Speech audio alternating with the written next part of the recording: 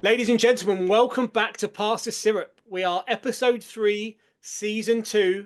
Just so you know, episode 1 and 2. Did I say it the right way around? No, I said it the right way around, didn't I? Fuck. This is.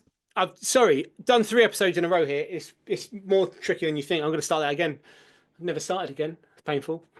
Ladies and gents, welcome back to Pass the Syrup, the agency podcast for agents. Today featuring a couple of agents or maybe recruiters. And yeah, it's episode 3, season 2. We're back with a bang.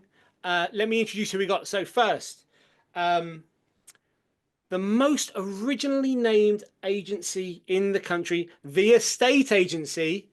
Chris Buckler had a haircut, dropping body fat. Chris, how's it going? What an intro, Ben. All good, thank you. We've had a very good start to the year. Agents are doing business. We're taking on agents. So things are good, my friend. Things are good. Thank you for asking and thank you for having me. Well, thank you for agreeing to come on and fitting us into your busy schedule. As I can see from your whiteboard, you're very, very busy right now. I had to rub Um, off all my recruitment names, you see. I didn't want to add a bit. as soon as you saw Adam was coming on, shh. Yeah, I get that. And sorry, just the body fat reference is Chris is doing a challenge right now and is looking lean and mean. If you're listening and not watching, so that wasn't a dig. That was actually a compliment, Thank which you, I often Ben. don't throw at Chris, and Chris doesn't throw back at me. Next up, we've got Adam Day, runs the largest recruitment agency in the country, head of EXP, miraculous business, unbelievable success story. Adam, are you up to like 600 agents now? Way more than that, mate. We're nearly 700, and we're the largest estate agency brand in the UK, as well as the largest recruitment company in the UK as well. Yeah. There he is. Didn't quite take the bait, or I would have needed maybe a net for that.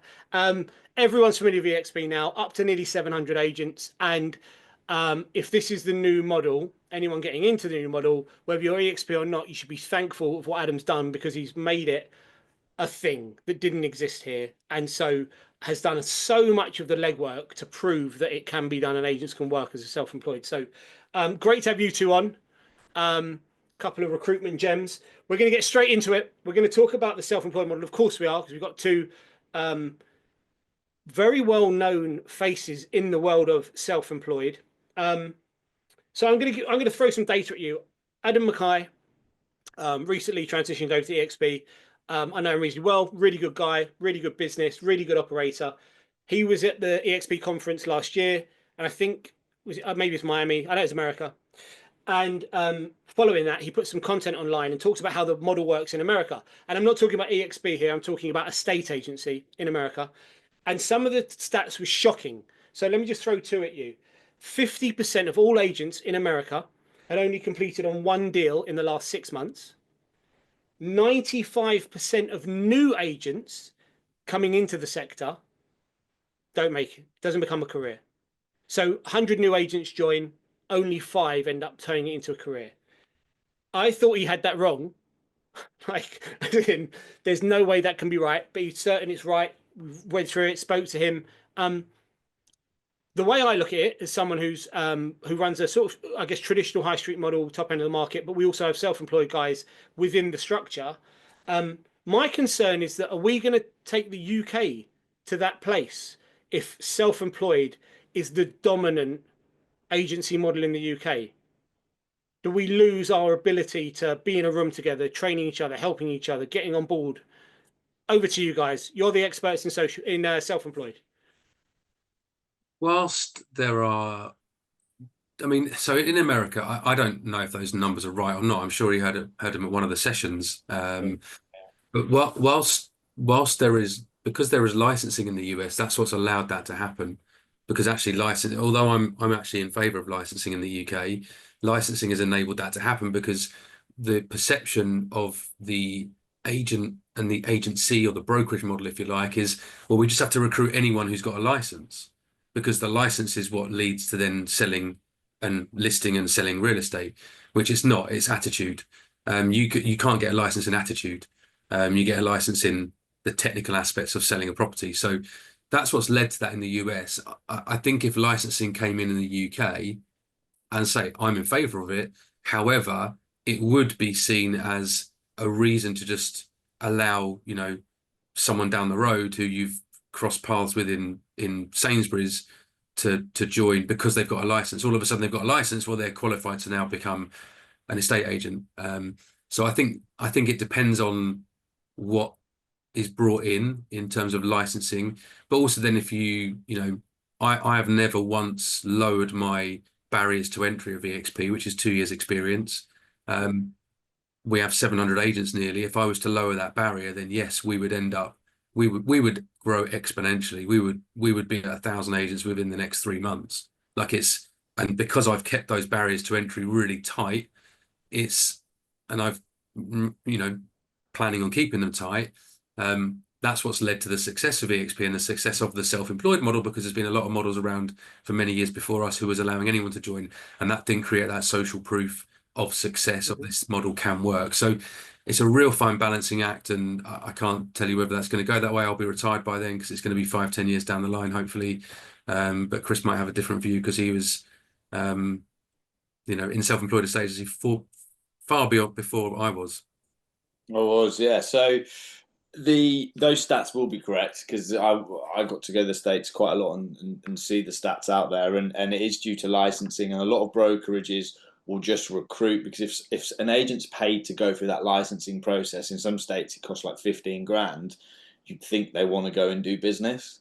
And you might get the bellman in New York that does one deal every 4 years, but that pays him £300,000, right? So it kind of works for him, but doesn't work overall. And obviously that won't work across the whole of the US. I think Adam was very sharp when he came on and set the 2-year rule. It kind of made sense, and we're the same, right? And I used to work in a brokerage model where I was under pressure to get people from outside the industry.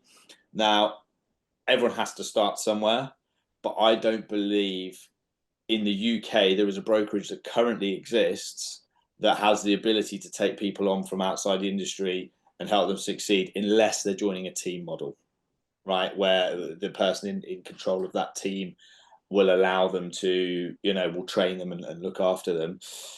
But yeah, I'm fundamentally of the view that Adam, I suppose, getting where he's got to, has to be a bastion of that, and the other models that are kind of coming up behind and trying to take second place against EXP have to ensure we don't just let anyone in, because we're hated as an industry anyway. And the beautiful thing about the self-employed model is people are starting to go, they're a really good agent, and I get to use them the whole way through. Now, I'm not saying it's a perfect model, but I think the bigger the self-employed model gets, my view, the better the reputation of agents will get, because they don't have to chase 30 exchanges a month to keep the wolf from the door, etc. So the self-employed model owners, I'm calling EXP the only self-employed model there, Adam. The self-employed models have to ensure that isn't allowed to happen. There are a couple that have started that are cheap. They're almost the purple bricks of self-employed, Adam. I'm sure you've come across them, where they don't charge commission to the agent. They just charge you to sell on Rightmove, and how long that'll last, I don't know. But they will take on anyone, and for me, that's criminal, because it'll be then a race to the bottom, and we can't afford for that to happen. I think in a funny sort of way, it could be, you look at America, and I don't know this for a fact, but the reason that 95% of people fail might be because the agents in America are so well thought of, and they've got the market wrapped up because they're so highly thought of by their clients and their customers. It's so difficult for an agent to penetrate that market. So those 95% that are failing are not affecting the American real estate market detrimentally. It's only the very best that actually survive, because they've created this place where the client is buying the person. They're never buying the brand in America ever. They're always buying the person, and the person gives a much better service than the brand typically, in anywhere in the world. And so maybe those 95% fail because the market's so tight and so embedded with that personal branding, and which gives the client a better experience. So I'm not, even if it did happen in the UK, I'm not sure that would give the client a worse experience. If anything, it gives the client possibly perhaps a better experience, because those agents who are already working know they have to carry on giving their clients a great service, because there's so many other agents coming up behind them in the rearview mirror who will take their place and give a better service if they don't. So, maybe if it goes that way, it's not the end of the world anyway. I think, just to add to that, Ben, if you took all three of us as agents, right? We like to think we're pretty decent agents, and dropped us to compete in, say, Sydney or New York or LA, it's another playing field. Right? You can be a really good agent here, and you're an equivalent of the Conference League. To get into the Premier League in the UK, you just have to be really good and do what you say you're going to do. If you look at how they operate in Sydney in the US, it's another level, down to the scripts, the systems, every single thing that they do is arguably 5 years ahead of where we are now. And so that's a fundamental difference, I'd say. So when we're looking at 95% of people not working, everything else, for me, the more people that get into this model but evolve, it could go that way anyway, right? Where actually the top agents service 3 times the amount of clients in half the amount of time due to AI and everything else. And it's actually going to be more competitive to do transactions, because you've just got to be so good at that fiduciary advice and processes in the background. Yeah, I mean, so I'll play devil's advocate. I listen to a lot of American podcasts, not so many Australian anymore, but especially around property. And I think from a lead generation perspective, I put North America at number one. From a marketing perspective, I probably put Australia. Their marketing of property marketing specific, absolutely just erotic. But actually, from what I see and hear, and this is from listening to podcasts, not personal experiences, because I've never had a personal experience with an American agent. I think we have some of the best salespeople. So we know how to get the deals done. We know how to get things over the line. I listen to others and think, wow, if you came over here and tried to apply that methodology, I'm not only talking about my world, but where I'm based here, you get ripped apart like a chicken wing. So I'm not sure necessarily that you go over to America and you think, wow, these agents are all great. Because, if I've got another point here. Adam raised the point, or the agents in America were surprised by how low our fees are. And so if our fees, if they're quoted as being 1%, I imagine we all know agents or in our own networks are doing 2% upwards. If we're getting 2%, it's the same as them over there getting 4%, right? When they split it on both sides. So they're not doubling down on the fees. This myth that they're making loads more in terms of fee. So are they better than us? Is it only 5% that are amazing, or are we on the road to saying we're not going to have a platform to train good agents anymore because the model we're pushing doesn't set it up? There's more, I think, well, Chris again will have an opinion. I think there's more responsibility on them over in America. I mean, firstly, it's 6%, 5.5% to 6%. You don't get very many agents doing 4%, and they'll share that, so it's 3% each. But they have a much greater responsibility because they've got to do the contracts. They don't have conveyancers over there, so the agents themselves write their own contracts. They do all they do all the conveyancing basically. So they're doing the job of an agent and a conveyancer all in one. So I think they have a lot more responsibility from a insurance litigation point of view, and making sure they're selling the property correctly, and that they've done all the relevant searches or whatever the equivalent is over there. So I think they have a lot more responsibility than us, for sure. So then that's what they're paying for, to get licensed, isn't it? Yeah. Because it's a professional industry over there, so you have to have the license, so you have to be able to do X, Y, Z.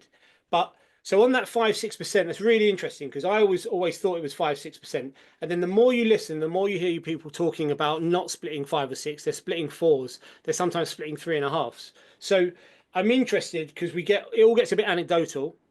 And I don't mean us three, I mean definitely us three, but everyone. And people talking about their headline numbers and they're achieving this and they're achieving that.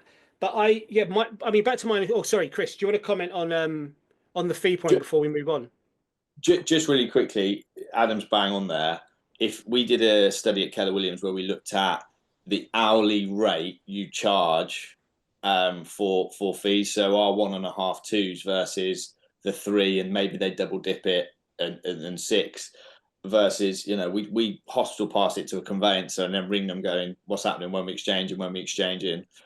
They go through all of that. Now their system is far less antiquated, but on the whole, they do so much more, and they are more skilled from a legal point of view, because again, they've gone through licensing. But it's probably not too different. Where it gets really obscured is when you're on the coasts, and so when it's in New York or whatever else, those 3% of much higher value properties, Mhm. they do add up, right? Yeah, yeah. But then you could say the same about working in Kensington. 2% of a property in Kensington at 18 million is, there's premium price point markets and there's regular price point markets. But so back to my initial question, really, for both of you is how do we make sure we don't become that in the future? How do we ensure we bring fresh blood into this industry?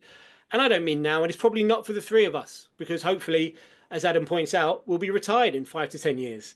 But in 25 years, we don't want the legacy to have been we can't get new blood into the world of agency because we've sort of killed off the high street and the corporates are banished. How do we train? What do we do? What's the answer? Why do some self-employed agencies work and some not? How are they getting their guys trained up? That's what I like to see, chaps. Adam's thrown it to me. Who's going to go first? Go on, Chris, you go first. EXP's got teams. We don't. We toyed with it. We don't have it as yet. We evolved to that, but I think that's huge, right? So you mentioned Adam Mackay earlier, really good guy. For me, kind of come out of nowhere on socials in the last 8 months, and he's a sharp cookie and a real good kind of piper for EXP. So you can have less experience come in with teams, or there has to be some kind of training academy, or it goes hand in hand with a license, right? So the estate agency we toyed with, and we won't be doing that this year, but do we do an academy where you have another agent that oversees you and you can't go out and list until you've been in that academy for 6 months, and what do you need to tip off, what do you need to do along the way, your AML training, your basic conveyancing training. So not to get too granular, let me push you on that, right? Because it's really interesting. I like the idea. We played with similar. If you're attracting people to work in a self-employed environment and you're saying to them you can't do business for 6 months, how are they going to survive? So at that point, it would be whether it's part-time, evenings, an online course like a Tom Panos gym or what have you. But again, let's say they had a listing, they went out and generated a listing, which is the most important thing, right? They'd have to pass it to a Ben Madden, who was their coach, mentor, buddy, whatever we're going to call it. Oh, sorry, I misunderstood. So they can go out there and do the legwork, but they can't do the selling. Yeah. Okay. They can't. They have to shadow for a period. So not only do you get this certificate and your qualification, you've been under someone, under a team member, a mentee, whatever we called it. Again, that where you're learning from them. Because I think if I go back to, I was never an estate agent before I started my first estate agency, which is pretty mad looking back. But which meant I had no bad habits, and it also meant my key driver was, where do I get my listings from? But if you look at a lot of agents that come in, they go, I learned so many bad habits and I had no formal training. And my manager was a bit of an arsehole and lacked integrity and whatever else. And so if you can provide a pathway which ties in with licensing, you get a certificate, you get the on the job, then you should be able to go and list. But there has to be some detailed bits that people look at along that way, because you just can't let anyone out at list. When I mentioned to our American colleagues that you can be 16 on a moped with an L plate, having failed all your GCSEs, not necessarily that GCSEs are important in this day and age, but you can go and list someone's house. They call it the Wild West, and it is. So we have to get around it. But I don't know what the solution is. I'm sure EXP will launch a big training platform, and Adam's about to reveal that now. Yeah, I mean, I think, basically I am. I'm going to tell you exactly how we're going to do it.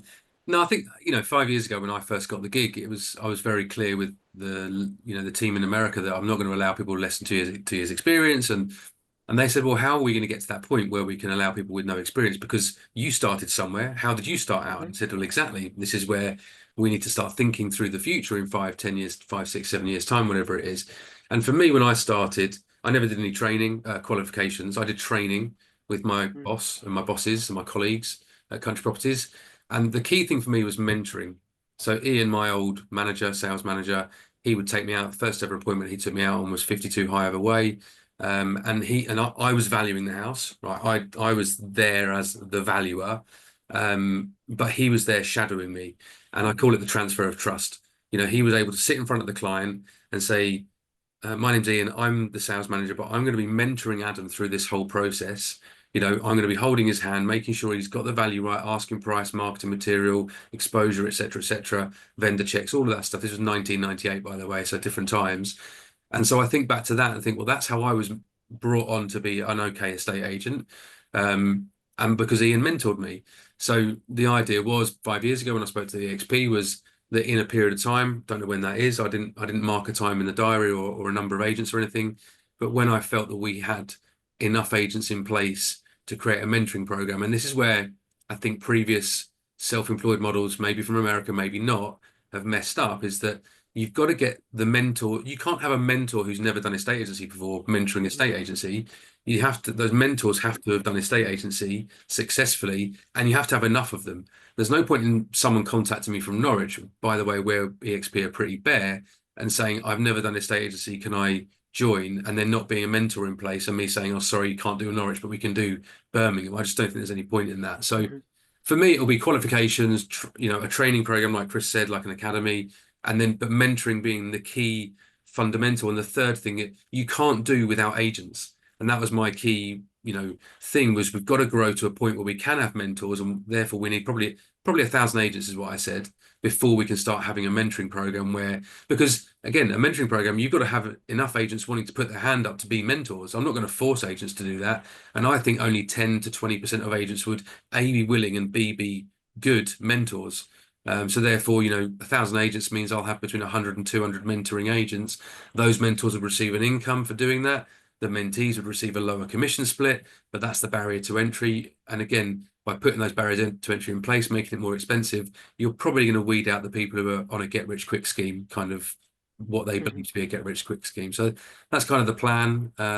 So yeah, watch this space. I've just told you exactly what we're doing. Okay. I mean, they both sound like good plans. The slight variations or versions that you both just put forward. With this route, do we attract a different caliber of agent to what we've been looking at over the last 20 years in a estate agency?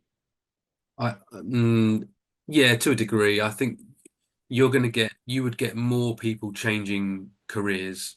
I think it's difficult for an accountant to change careers to being an estate agent because they're used to earning 70, 80K a year, and they've got to take a drop down to 25 grand basic in today's world.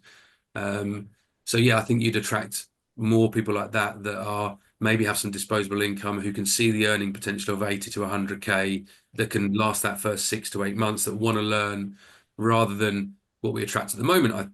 I still think we'd probably do is the newbies straight from school or university who don't know what they're doing and I don't know what to do in life, and they fall into a estate agency. And so we'll probably attract less of those and more of those career changes, I would guess, is my hunch. What he said. Blimey, doing a bit of that this episode, Chris. You said the way around. Completely, you'll have people maybe that have retired early as well and been really successful in what they did and thought, actually, I'll go and do this and earn I say 100, 150, whatever it is. The earning potential's there in the self-employed model, and people are starting to see that. Plus the fiduciary's there, that one-to-one relationship's there. So I think it's really easy, and I am going to say this, but for a self-employed agent, as long as they've been through the right training, to articulate their value proposition and really mean it, because they can do Sunday viewings, they can do evening calls, all of that good stuff. And again, I'm not. Chris, anyone can do those. It's that the self-employed agent chooses to. Yes, but if you're an egg on the high street on 25, like Adam said, on 5% commission, you're probably not going to do the Sunday viewing, because whether it sells or not, you've still got 30, like I say, or 29 that you'll get across the line this month, so you'll be okay.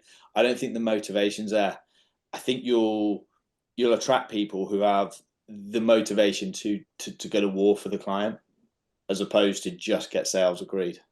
I agree. Really interesting. I agree with that. But yeah, my biggest concern, and it's been my biggest concern forever, is although we could get a lawyer or a police officer who's joining, super they've got massive integrity and they're honest and truthful, but are they giving the right advice to the client?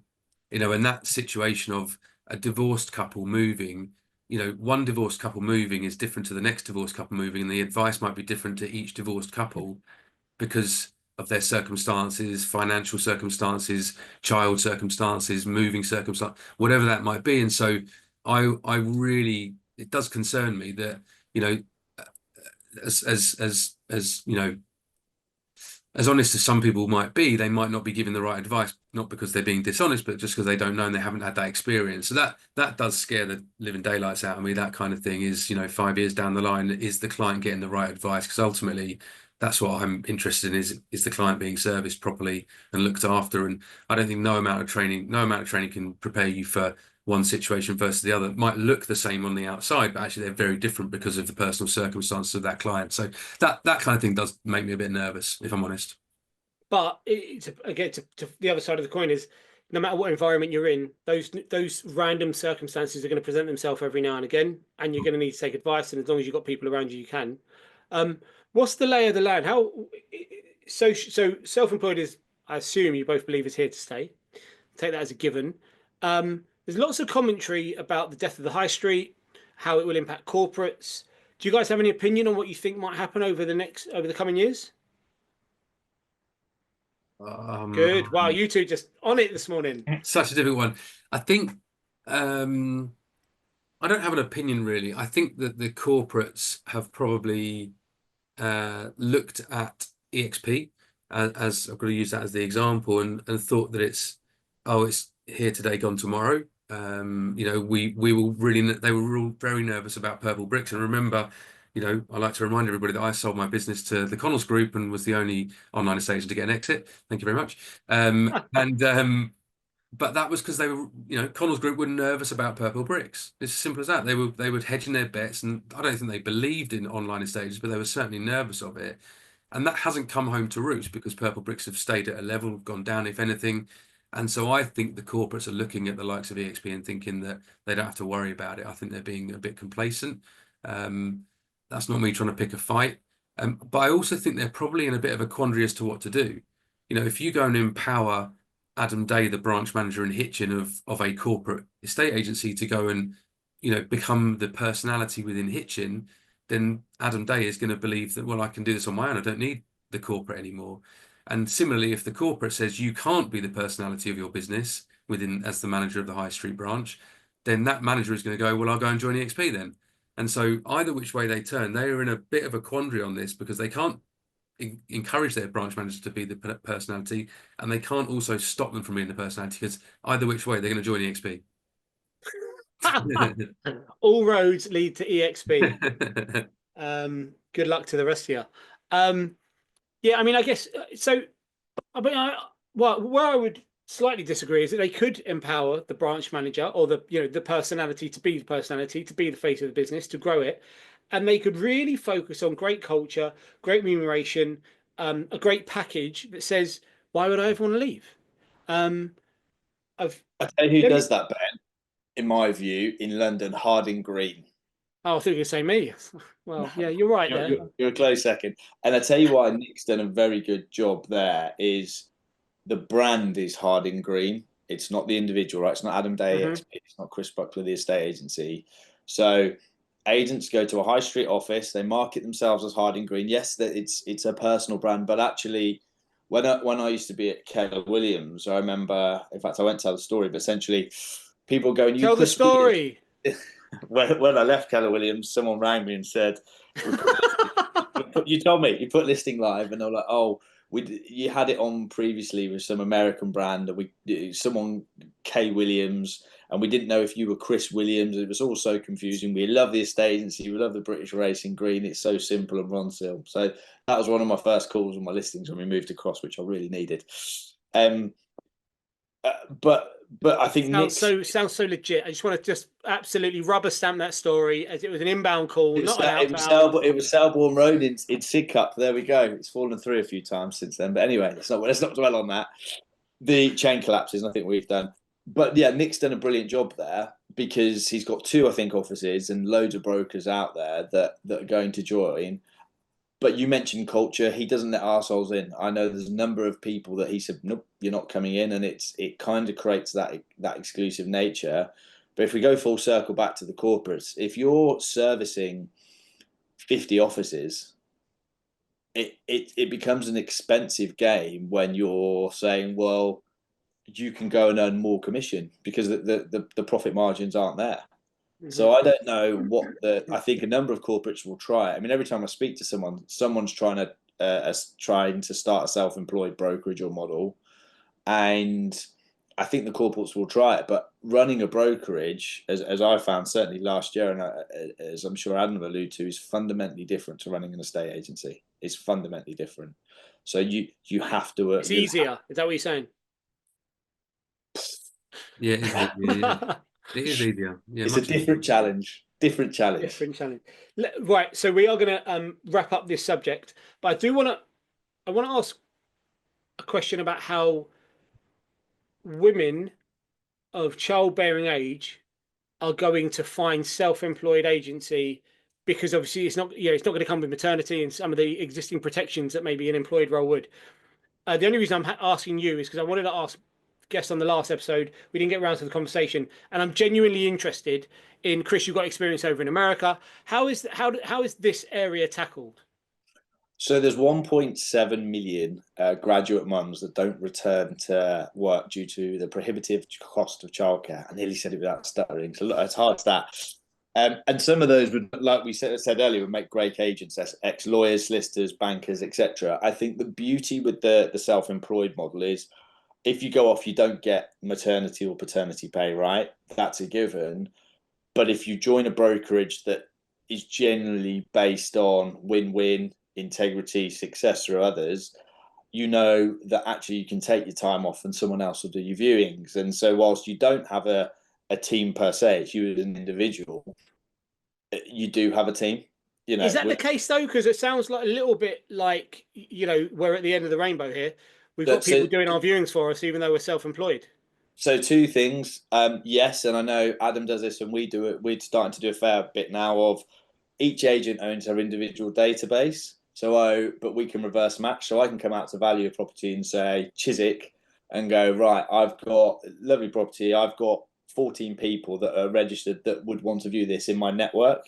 So I reach out, but also the fee splits are that good that if I go list something and it's a 10 grand fee and I say to Callum, who lives up the road, Cal, I'm going off on paternity. Do you mind taking my viewings over? Anything you sell, I'll give you 25% of. Why not? Right. Or if you're bringing on agents that don't have stock initially, that are local, right, that are going through that first 6 months transition that we all know is important. Hey, would you mind taking care of my viewings? And if you're only inviting in people with integrity, 2 years above, etc., they'll do it. So the fee splits are there, but also culturally, the brokerage should ensure that's there too. And when Adam will say this, the exact same as me, probably, an agent goes on holiday or they have to take some time off for bereavement or whatever, there's always an agent that will jump in and help them out. Always. Yeah, it's never and I'm in agreement on the short-term stuff. Certainly, I can see people helping each other. But if you're about to disappear for 12 months, I feel like that's a different challenge. I don't think I'm actually thinking I'm thinking about the person thinking about getting into self-employed, who's thinking, I'm going to want to, maybe I'm going to have a child at some point in the near future. How do they have the confidence to do that? So my wife, for example, is an agent with the estate agency.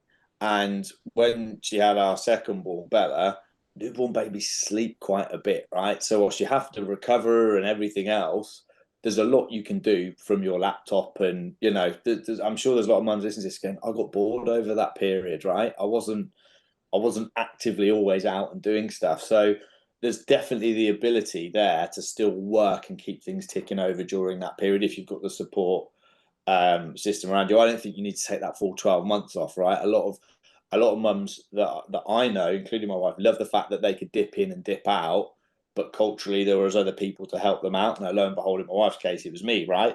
I'd do the odd piece. But I think it's the same. If you're thinking of going self-employed and then taking a full 12 months off, I think that's different to having a baby and having the support system around you. Adam? Yeah, we've had 4 or 5 EXP babies. I call them EXP babies because they were born with EXP. So, but no, Samantha Sarone, Holly Price, Olivia Kemp, one or two others, I'm sure. But Samantha Cerrone joined to have a baby. That was one of her reasons for joining. She was at Countrywide, and she wanted another baby. So she joined so that she could have the flexibility and got her business up and running, and then had Molly. And that was one of the things that she said actually was she didn't have to be off for 12 months like she felt she had to be when she was working. She could work around Molly. Molly could come to appointments, when Molly was old enough, not after a week. She's doing the appointments now, I guess. Yeah, Molly, yeah, she's only 2 now, so she's doing the sales pitches and everything and arranging the next appointments. But yeah, so Samantha Sorrell will say that she joined and to have another baby because she knew that she had that flexibility to, rather than have 12 months off and then have to work full time, she could work when she needed to over the first 12 months and then carry on having that time with Molly, which she hadn't had with her boys when she was working full time. So I think, everyone has a different outlook and view of it, but yeah, we've had, let's say, 4 or 5 EXP babies. And Olivia Kemp I think she's had a baby 3 months ago. She's an icon agent. She sells loads of houses every year. And she's taken her foot off the gas for the last 3 or 4 months, and she'll be back on it, I'm sure, in the next few weeks. I don't know. Again, we're not managed. This is why it's so much easier to run a brokerage, because I don't have to manage these things. I don't have to worry about it. They're back when they're back. I'm there when they need me. And she'll be back with a vengeance, I'm sure, when she's fully up to speed with motherhood. Chris, you look like you've got something. No, I agree with everything Adam said. I didn't think a podcast would go like this, where we agreed with everything each other said. There we go. No, sorry, it was actually that your screen froze. It wasn't that you were going to say something. Oh, okay. There we go. Yeah, I mean, you are a boring pair of sods, just agreeing with each other. All right, well, let's Can I curveball it then? go for it. About time. Adam, who do you think is going to be your biggest competitor, self-employed wise, in 25? 2025? Who's 25, 26? Who's going to take the second place crown and really challenge you? I mean, it's going to sound so arrogant, but you have to pick one. You can't say no one. I can't, because no one's going to challenge 1,600 instructions a month. That's what we're on to do in January. That makes us the largest estate agency brand in the UK. So, of all brands, not just self-employed. So I don't. It's hold on a minute. But that's EXP's 700 brands, no? No, we've considered one brand because the contract is signed with EXP, not with. Oh, that's very clever. EXP, so for the data piece, we put it all together. But when you come on board, do whatever you want. Interesting. Yes, that's exactly what it is. So yeah, we'll be the largest estate. Well, as of the 19th of January, yesterday, we're the largest estate agency brand according to the figures that I look at on 20EA. And so the agency UK are, in position 70, 75, something like that, with the number of listings they've done year to date. And so they're the closest, but going from position 75 to 1, they've got to grow by 10x and that doesn't happen very quickly. It's so difficult to get there. And again, that sounds really arrogant, but I just can't see anyone getting particularly close in the next couple of years, really. And especially as, with the model, and the model is a compounding model. We're growing at 2 to 3% net growth month on month. And so it's hard to see anyone being able to grow at 6 or 7% net growth month on month, which would eventually catch us, but not for a good 3 or 4 years, I wouldn't have thought. So, that's the other challenge. As long as we keep growing and, I don't have any rattler moments, then we'll be all right. As long as. All right, chaps. Well, that's enough for you two telling each other you're wonderful. Let's talk about somebody else being wonderful. Let's shout out an agent or two, someone you think we should be following on social media, who's doing great things. Buckley, do you want to go first? Who's agent or two that you think are amazing? Sian Miller with the estate agency. I think she is really raw with the content she puts out, and is just a really good person to follow. A mum, 3 kids, and she does it very, very well. And I'll pick another agent that isn't the estate agency, OHRE, Oliver Howard Real Estate, who is really unique in his approach. And why are you laughing, Ben? Why are It's you just a laughing? young Boris. It's young Boris, isn't it? He's You he's down the road from us. Yeah, you he's know, you can call it whatever you want, but what I will say is the way he's utilizing Instagram to get exposure and selling that to clients. I'm sure he's making loads of mistakes on the way, but for a young kid, I think he's doing really well and he's worth a Oh follow. yeah. So just to be clear, young Boris is not a criticism. He if once you go and now look at Oliver Howard's content, you will completely understand where I'm coming from because it's a mix between entertainment, education, and sales. He is trying to entertain, and he is a wacky character. There's no getting away from that. But yeah, fair play to him. He's 2 years in, reasonable numbers, second year. Fair play. Adam, two. Are we going to get one in the network, one out of the network? Do you know I, anyone outside of EXP? I don't know anyone outside of EXP, no. Nice. But Nice. I've mentioned a few of them already. But so Samantha Sarones, people like Kirsty Hodgson, Tony Ruby. Tony Ruby gets invited to opening coffee shops in Grantham because he's become so famous in Grantham. They contact him saying, "Can we have a bit of coverage for our new coffee shop that we're opening?" And then you've got people like Alex Pelosi Buchanan, who's just started with us fairly recently. Obviously, Adam Mackay we've mentioned with the Real Agency Club. And I think anyone who's giving value, Adam's giving value, and he wants to help other agents to be successful. But yeah, I say that's pretty cool. But yeah, Samantha Sorone, Kirsty Hodgson, there's loads of them. I can't name all of them. I'm naming the usual suspects. Actually, I need to get a few more names under my belt. Yeah, let's highlight some of the new guys next time. I think Alex Pelosi Buchanan, just a shout out an EXP guy as well, brilliant. And his journey and the way he's documented it from his mates putting signs up saying coming soon through to kind of multi-million-pound listings in the real top end of Wales. He's definitely worth a follow. There you go. Ex-F&C agent right there for you. Of course. Yeah, Schooled indeed. well, trained by yours truly. Okay. Other than that, let's offer up some advice. So you're both advising agents very regularly, I'm sure, on best practice at launch phase. With so many agents about to launch or thinking about it, what's one thing or one piece of advice you would offer to agents right now if they're gonna go live soon? Adam, you want to go first? Yeah, it's about everything you do, not the one thing that you do. I see the mistake people make of just sending letters or just doing social media or just going to BNI networking or just contacting their friends and family. So I think you have to do all of that stuff. It's not easy. It's the hardest you'll ever work in your life. It's not an easy life being a self-employed agent. But if there was one thing you're going to do rather than everything, it's phone your friends and family and tell them what you're up to. But you should be doing it's about everything you do, not about the one thing that you do. Okay, very good. Yeah, I can't stress it enough. Multiple lead sources. Don't focus on one. Protect yourself. Chris?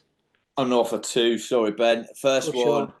your job, you're not an estate agent, you're a lead generator who happens to be an estate agency in property. So the amount of agents that start and go, I'm great at this and that, your sole job is to fill that funnel and to be getting the valuation appointments. That you can be the best agent in the world, but without anyone to service, it's pointless.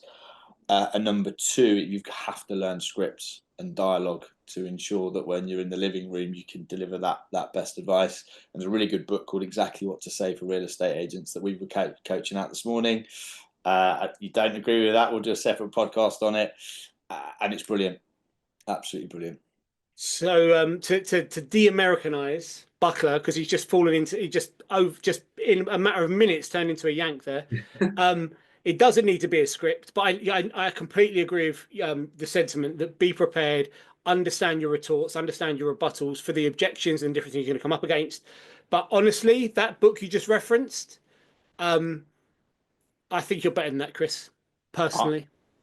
So I really want to dive into UK-based agents, including yourself, have a problem with the word script because it suggests a Well, because lack. it's not, it's because it's not appropriate use of the word in this country. That's not the word script is not correct. It doesn't make sense to use it in this country because we don't. It's like when we don't close in the same way, and yet the word close is crept in over here.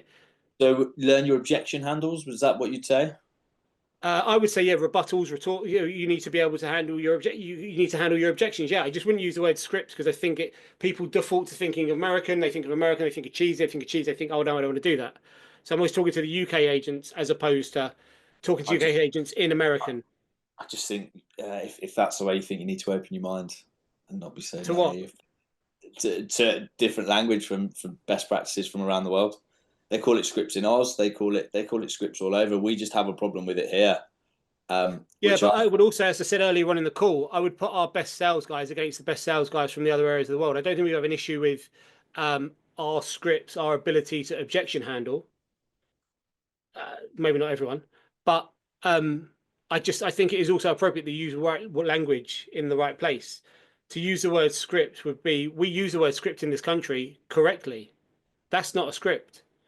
Maybe a pitch, maybe an elevator pitch, but dealing with objections is not a script. Adam, what do you talk to me? What's your take on this? I'm probably more on Ben's side on this one, to be honest. I just think that I mean, I've never seen a script in my life. I just copied what Ian said, my old boss, and winged it, and I was just myself. I think you can become a bit too personally. I think it can become a bit too robotic, and I think people are looking to buy other people, and there has to be you have to be able to overcome objections or most objections, but sometimes if I couldn't overcome an objection, I'd just accept it and walk off and lose the business. I don't care. Like I'm not going to lose any sleep over it. It's I wasn't the best estate agent, but I wasn't the worst. I'm all right at what I do. But I'm just human. I just try and be as personable and relationship, building as possible. And that was what I used to do. So I'd never ever do a script practice or teach scripts. And I might give people a bit of an idea of, when we send out the letters and you get a phone call, what's this letter for? I might teach people what to say to that. Oh, really sorry, I'm an estate agent. I bet you got loads of those letters, ha ha ha, and that's it. And then just be yourself from there on in. It's that opening. So a script is probably a bit strong for me. Rebuttal probably more along the lines of, but I never teach any of that stuff. I'm useless at that. Learn your rebuttals. So sorry, Chris, just to be clear though, I'm completely on your page with understand the objection, either get ahead of the objection, know how to handle it after it's been presented, start with rapport, start with trust, lead with professionalism, and take them on a journey. Like I'm there, and our presentations for evaluation, you could argue it's scripted because we follow the same formula until we get to the questions, and then we allow the consumer to lead the way. So like structure, absolutely. I'm on the exact same page as you. I just don't use the word script. You don't like it, fine. Learn language, sales language. There we go, because that's what it is. Anyway, that book you recommended, you'll put it in the show notes. You're better than that. I'm telling you, you're better than that. Right, guys, this has been just a bit better than boring, which is a good place to start. Next time we'll have to come up with a subject that allows for a bit of disagreement because it's all been a bit nicely. But thank you for coming on. Really appreciate your time. And I'm sure the 6 people that watch this episode will feel the same way. Awesome. See you soon. See ya. Cheers.